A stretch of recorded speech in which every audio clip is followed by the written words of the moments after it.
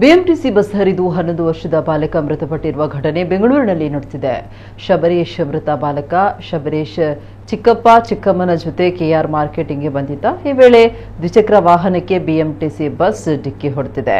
ಪರಿಣಾಮ ಕೆಳಗೆ ಬಿದ್ದ ಬಾಲಕನ ಮೇಲೆ ಬಸ್ನ ಹಿಂಬದಿಯ ಚಕ್ರ ಹರಿದಿದ್ದು ಸ್ಥಳದಲ್ಲೇ ಸಾವನ್ನಪ್ಪಿದ್ದಾನೆ. ಘಟನೆಯಲ್ಲಿ ಬಾಲಕನ ಚಿಕ್ಕಪ್ಪ ಮತ್ತು ಚಿಕ್ಕಮ್ಮನಿಗೆ ಸಣ್ಣ ಪುಟ್ಟ ಗಾಯಗಳಾಗಿವೆ.